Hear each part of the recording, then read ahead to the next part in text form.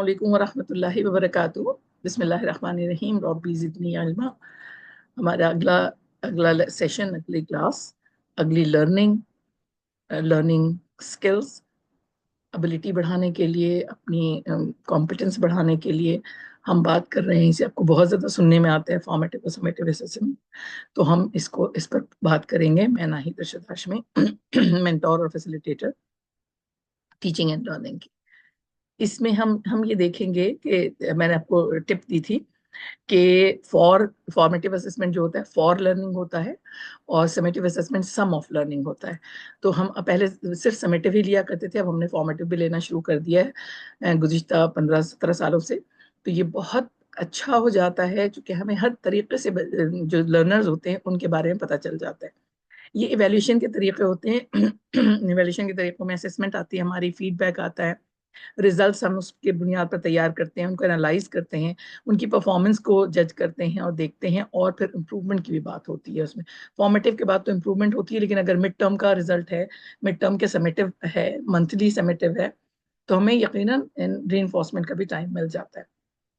लेकिन ज़ाहिर है कि एंड ऑफ ईयर के बाद जो है वो इसकी इतनी ज़्यादा ज़रूरत नहीं रहती। माफ कीजिएगा, खराब है, आई एम सो सॉरी।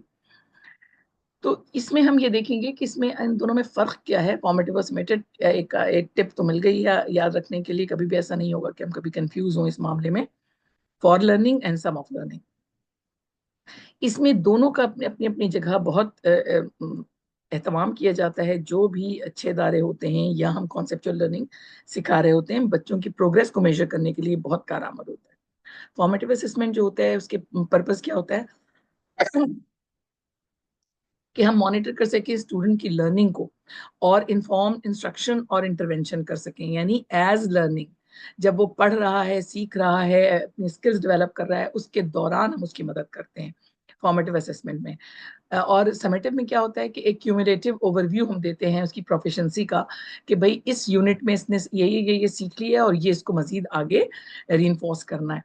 और ये दोनों को हम अपने साथ साथ लेकर चलते हैं अपने लर्निंग ईयर में। जो एकेडमिक सेशन होता है, एकेडमिक ईयर होता है, उसके अंदर फॉर्मेटिव असेसमेंट जो होता है वो लर्निंग प्रोसेस के दौरान किया जाता है।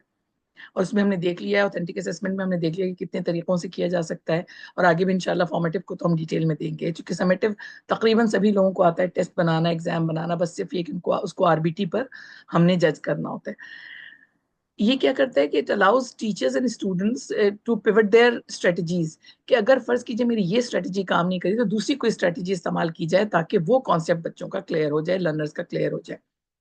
फिर ये कि हम उसमें फॉर्मेटिव असेसमेंट में आइडेंटिफाई करते हैं वो एरियाज जो इम्प्रूवमेंट के होते हैं, जिनको वीकनेस कहा जाता है। हम उसको वीकनेस नहीं कहते, हम कहते हैं कि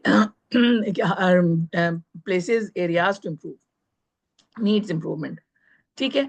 फिर ये कि अपॉर्चुनिटीज मिलती है स्टूडेंट्स को कि अपना वो जो फीडबैक दिया जा रहा है, फीडबैक हमने देखा कि 3 तरह का होता है। सेल्फ असेसमेंट होता है, पीयर असेसमेंट होता है, और टीचर का असेसमेंट होता है।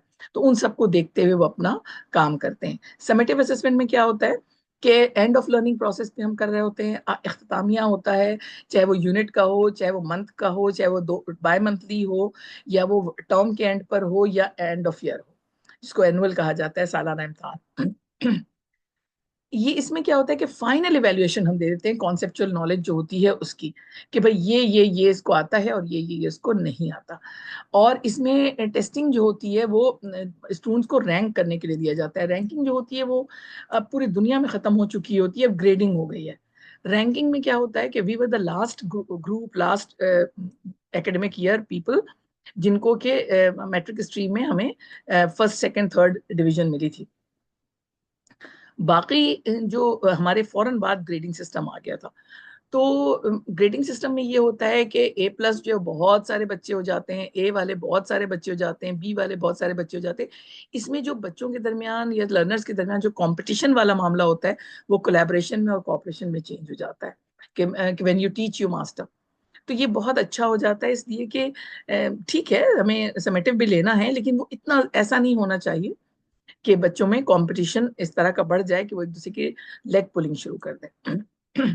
फॉर्मेटिव असेसमेंट जो होता है वो डायग्नोस्टिक टूल भी होता है हमारे लिए। फिर ये कि इनफॉर्मल भी होते हैं, ये फॉर्मल इनफॉर्मल दो तरह के होते हैं। फॉर्मल हम ले सकते हैं, इनफॉर्मली ले सकते हैं। हम ऑब्जर्व कर रहे हैं तो जाहिर है कि हम इनफॉर्मली ले रहे हैं उनका। इसके जब फॉर्मेटिव मैं बताऊंगी तो आप देखिएगा कि इसमें हम डिफरेंट वेज भी देखेंगे। और ये लर्नर्स की जो डेवलपमेंट है उसको हम देख रहे होते हैं। फिर कमेंट्स मिलते हैं, फीडबैक मिलता है, सजेशंस मिलता है, रेमेडीज हम ले रहे होते हैं, रिमीडियल क्लासेस ले रहे होते हैं, हेल्प एंड सपोर्ट उनकी कर रहे होते हैं। समेटिव में क्या होता है कि इवैल्यूएशन टूल है हमारा, बहुत फॉर्मल स्ट्रक्चर होता है इसका।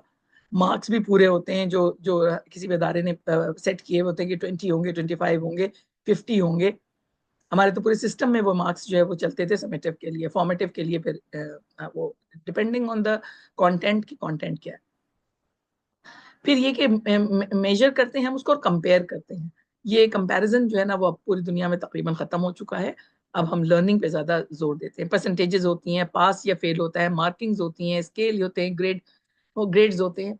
तो बिल्कुल सही है। पास और फेल में मैंने फेल कर देखा था कि बच्चे फेल से बड़ा डिप्रेस हो जाते हैं तो उनको कहा जाए कि ट्राई अगेन।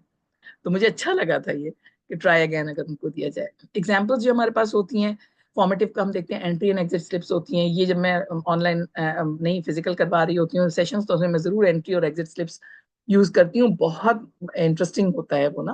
क्विजेज होते हैं, पोल्स होते हैं। आप लोग पोल्स भी मुस्तकिल देख रहे हैं। क्विज भी जो जिन्होंने फ्री ऑनलाइन क्लास ली थी, हमारी ट्रेनिंग ली थी, तो उन्होंने क्विज भी फिल किया है।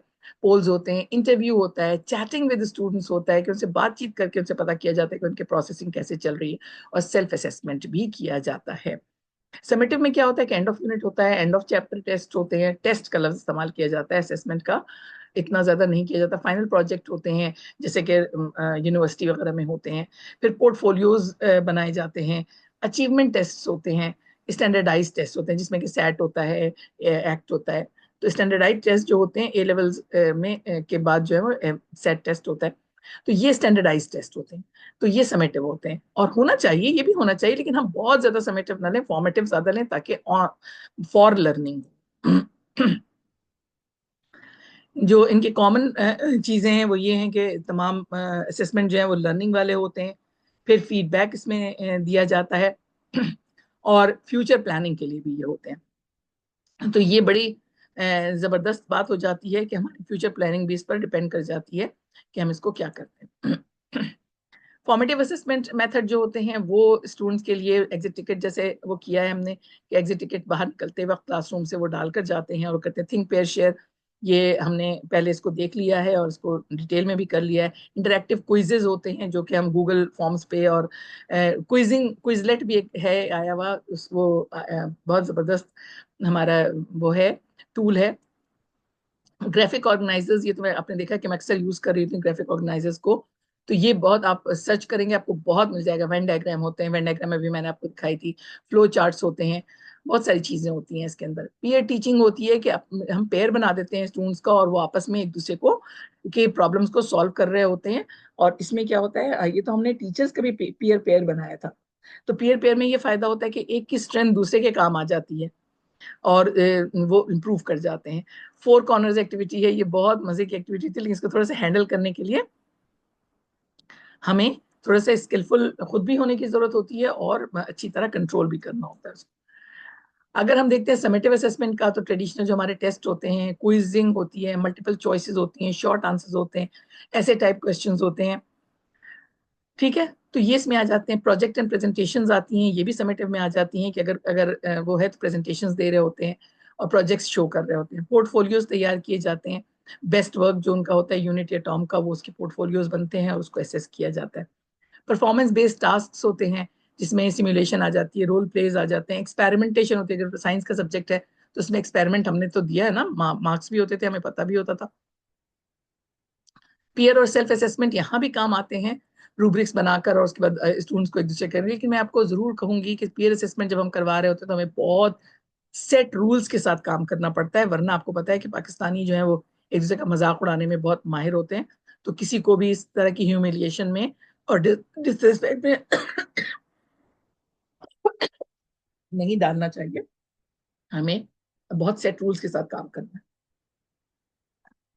फिर ये कि स्टैंडर्डाइज टेस्टिंग होती है, बेंचमार्क असेसमेंट्स होते हैं, ये सारे समेटिव तरीके होते हैं। ये सब आपको नाम लग रहे होंगे, लेकिन जब आप इनको सर्च करने लगेंगे तो आपको इंशाल्लाह इसमें तमाम चीजें, आप में से बहुत सारी चीजें आप कर रहे होंगे, हो सकता है आपको टर्मिनोलॉजी ना पता हो, तो अब इंशाल्लाह इस तालीम के प्लेटफॉर्म से, लर्निंग टू टीच के हवाले से आप लोगों को ये सारी चीजें पता चल रही हैं।